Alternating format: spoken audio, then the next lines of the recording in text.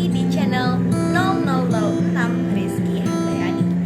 Perkenalkan, nama saya Rizky Handayani, NIM 2014040006 dari kelas 3 Tadris Matematika A, Fakultas Tarbiyah dan Keguruan, Universitas Islam Negeri Imam Bonjol, Padang.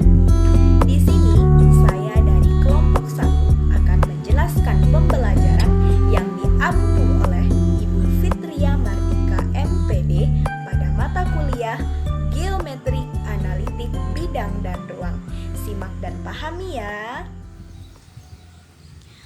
Geometri Analitik Bidang dan Ruang. Nah, untuk materi yang pertama kita akan membahas tentang sistem koordinat di R2. Maksud dari R2 ini adalah ruang 2 atau bidang begitu. Jadi dalam materi ini kita akan membahas 3 submateri. Yang pertama koordinat kartesius di bidang, yang kedua jarak antara dua titik, dan yang ketiga koordinat titik tengah. Kita masuk pada materi yang pertama, yaitu koordinat kartesius di bidang atau R2.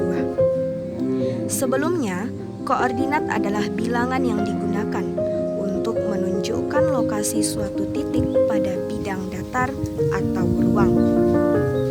Gunanya apa? Yaitu untuk memudahkan kita dalam menemukan letak suatu benda. Nah, untuk mendefinisikan kartesius di bidang R2 ini, kita memerlukan dua garis tegak lurus satu sama lain dan harus berpotongan di titik 0,0. Biasanya titik 0,0 ini disebut sebagai titik asal O. Sekarang kita perhatikan gambar ini. Di sini ada gambar yang saling tegak lurus dan berpotongan di O, yang mana untuk titik O ke kanan dan ke kiri disebut sebagai sumbu X yang letaknya secara horizontal atau mendatar, sedangkan untuk titik O ke atas dan ke bawah disebut sebagai sumbu Y yang letaknya vertikal atau tegak. Jadi dalam koordinat kartesius di bidang ini ada dua ketentuan, yaitu untuk sumbu X ke kanan dan sumbu Y ke atas itu disebut sebagai daerah positif. Sedangkan untuk sumbu X ke kiri dan sumbu Y ke kanan disebut sebagai daerah negatif. Nah, selanjutnya kita perhatikan gambar ini. Di sini ada sebarang titik disebut sebagai titik P ya, di mana kita akan mencari letak titik P dalam koordinat kartesius ini. Di dalam gambar ini ada P1, ada P2, dan ada O. P1 ini merupakan proyeksi titik P pada sumbu X, sedangkan P2 ini merupakan proyeksi titik P pada sumbu Y. Kemudian jarak dari O ke P1 itu disebut sebagai apsis P, sedangkan jarak dari O ke P2 disebut sebagai ordinat P. Pola letak suatu titik pada sistem koordinat kartesius yaitu apsis, ordinat, dan dilengkapi dengan skala satuan panjang yang sama. Adapun letak kemungkinan di koordinat itu ada 4 wilayah. Hal ini disebut sebagai kuadran. Kita perhatikan gambar. Di sini ada kuadran 1 yang letaknya di atas kanan, kuadran 2 letaknya di atas kiri, kuadran 3 letaknya di bawah kiri, dan kuadran 4 letaknya di bawah kanan. Masing-masing kuadran ini memiliki ketentuan, yaitu di kuadran 1 sumbu X-nya positif, sumbu Y-nya positif. Untuk kuadran 2 sumbu X-nya negatif, sumbu Y-nya positif. Kuadran 3 sumbu X-nya negatif, sumbu Y-nya juga negatif. Dan kuadran 4 sumbu X-nya positif dan sumbu Y-nya negatif. Kenapa sih gitu dikatakan koordinat kartesius bidang ini sebagai R2? Karena ada pengayaan, yaitu R2 merupakan ruang 2, di mana X, Y absis, ordinat, di mana masing-masing untuk absisnya ini merupakan bilangan real dan ordinatnya ini juga bilangan real. Semuanya ini merupakan pasangan terurut X, Y. Selanjutnya kita masuk pada contoh. Di sini ada sistem koordinat Kartesius, ada 3 sebaran titik, titik A, titik B, dan titik C.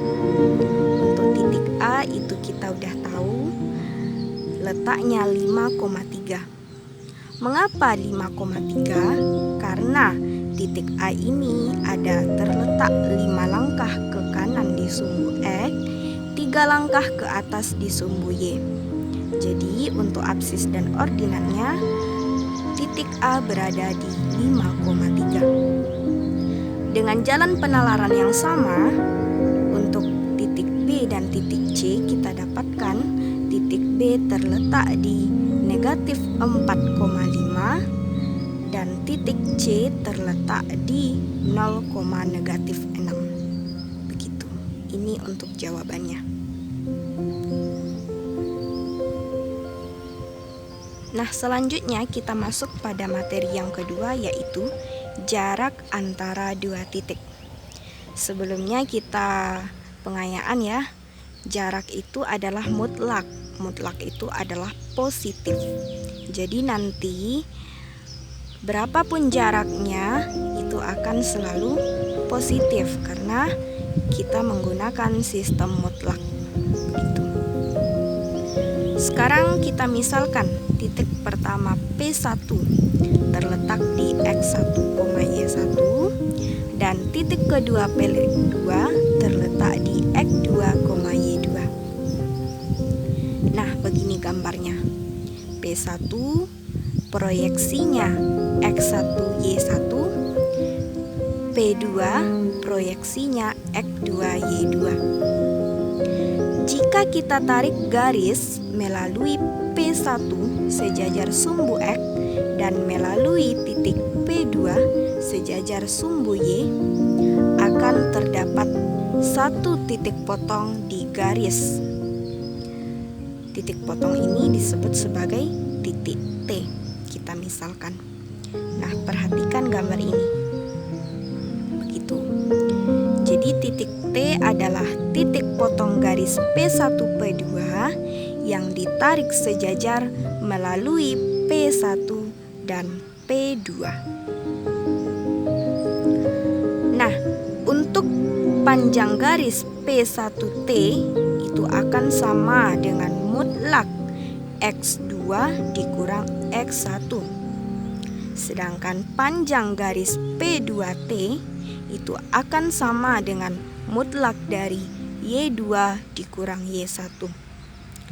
Jadi bagaimana cara menentukan jarak antara 2 titik ini? Karena terbentuk seperti segitiga siku-siku, kita menggunakan dalil Pythagoras. P1 P2 ini kan merupakan garis miring. Jadi kita bisa menggunakan alas kuadrat ditambah dengan tinggi kuadrat.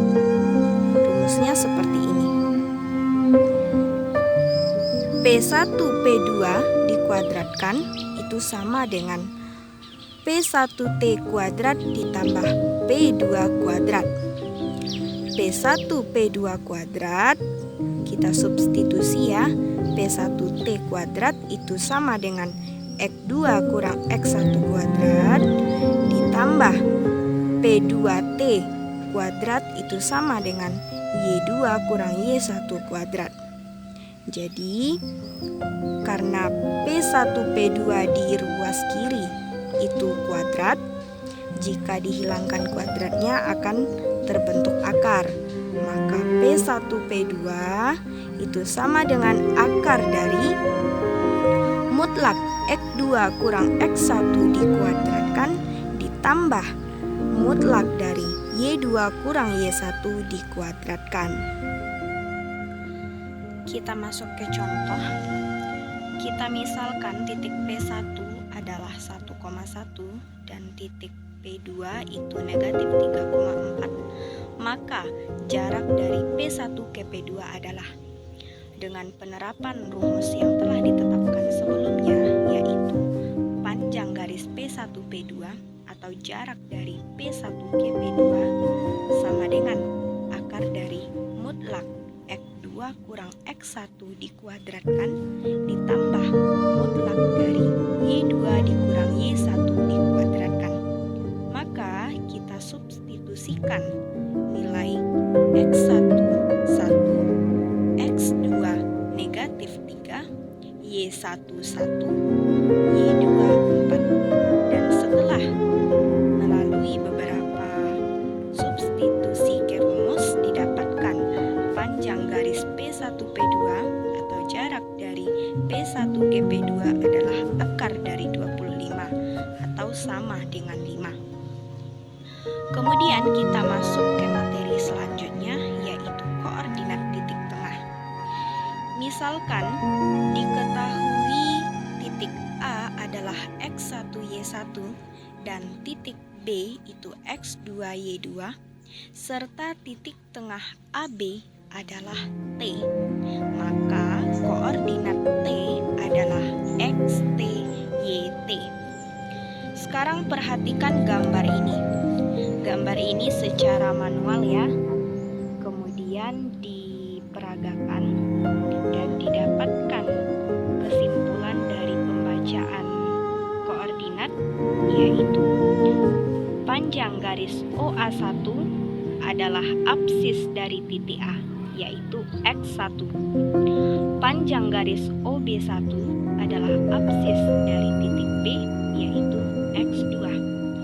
Dan panjang garis OT1 adalah apsis dari titik T, yaitu XT. Karena titik T terletak di tengah AB dan garis AA1 sejajar dengan garis TT1 dan garis BB1 sejajar dengan garis TT1, maka titik T1 ini akan terletak di tengah garis A1B1 tepat di sumbu X. Sehingga akan terlihat garis A1T1 sama dengan garis T1B1.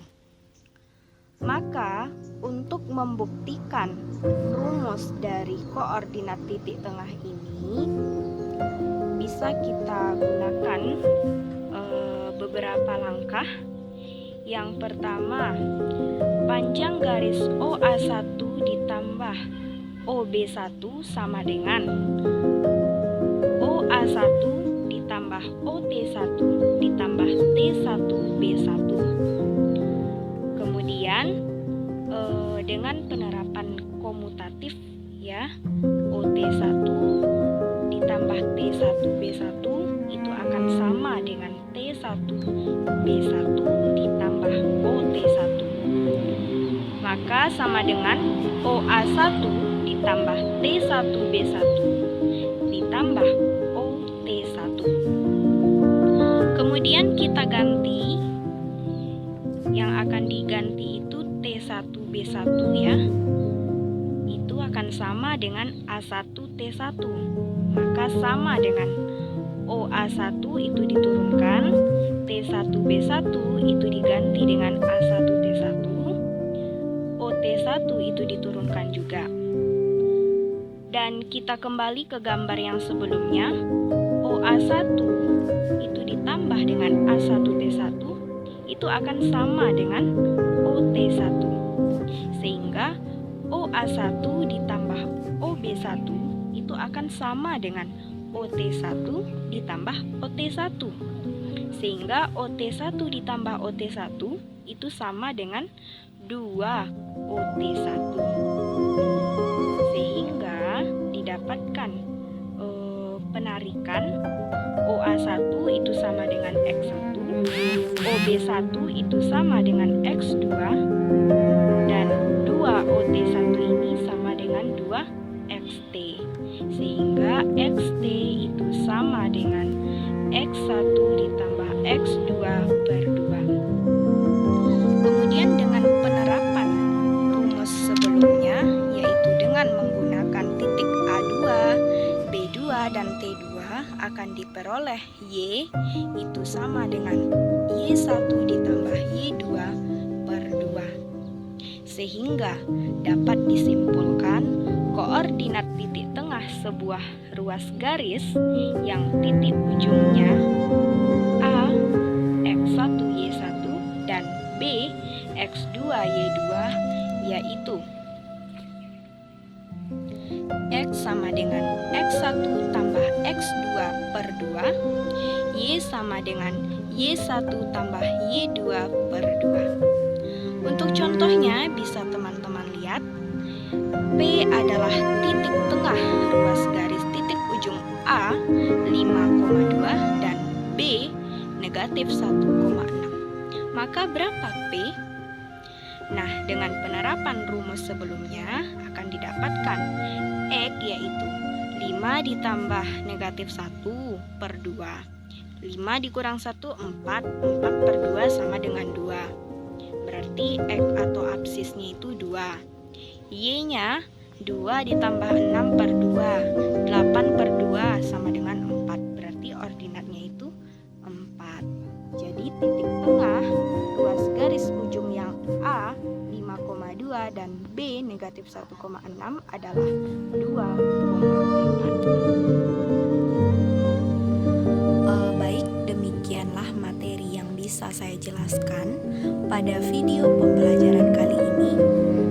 Mudah-mudahan bisa dipahami, dan untuk referensinya teman-teman bisa lihat pada buku cetakan 2009 oleh Sukirman, Geometri Analitik Bidang dan Ruang pada modul 1 2014 Universitas Terbuka, dan modul cetakan 2015 oleh Alfi Yunita dan Hamdunah